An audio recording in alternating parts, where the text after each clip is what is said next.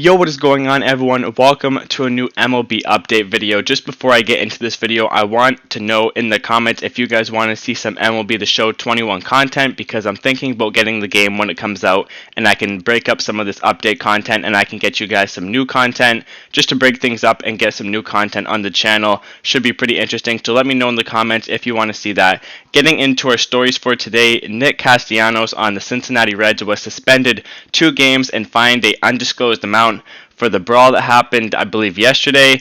So a backstory on it: Castellanos hit a long home run off of a Cardinals pitcher, and he bat flipped. He did a couple leaps. He really lived in the moment. And then the next day, I don't know the pitcher that hit him. I think it was a rookie. He hit him. It looked pretty intentional. The Cardinals said it wasn't, but it looked pretty intentional. And then on a play at the plate, Castellanos scored, and Castellanos flexed on him and said something to him as well. So he sort of was in the moment, flexing on him, competitive moment. The Cardinals took exception to that, and they ended up starting a brawl.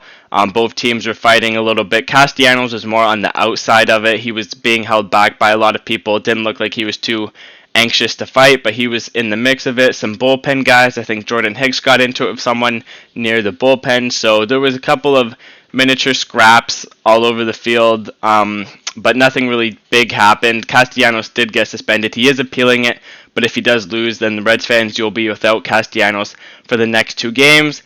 But I think Castellanos, I don't think he should have been suspended. I don't think he was really near any fighting that was going on, and I think he was just a competitive person in the moment, flexing on the guy who hit him. So I don't think he should have been suspended, but let me know what you guys think in the comments, because there are a lot of mixed opinions. The Blue Jays added Tommy Milone to their roster from the taxi squad. He made the team over Francisco Liriano. They signed him in the offseason to a non-roster invite deal, so he has officially made the team.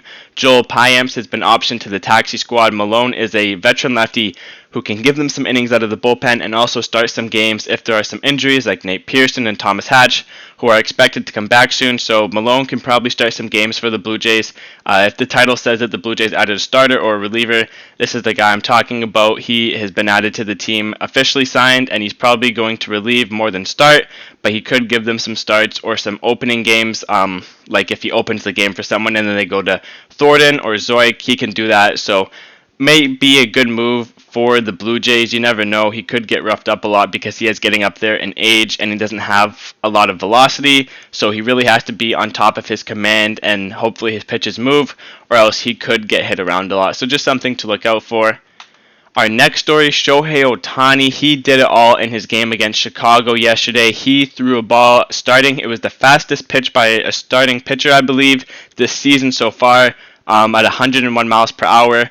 And then he also hit the hardest home run this season at 115 miles per hour off the bat. So he gave us some flashes of what he can do. He is going to be a special player if he stays healthy. He gave us some flashes of what he can do. I believe his next start is against the Toronto Blue Jays on Friday or Thursday, which is when George Springer is set to make his debut as a Blue Jay. So that would be a game to watch if you guys want to see something interesting, because Ohtani is really good and the Blue Jays have a pretty good lineup this year.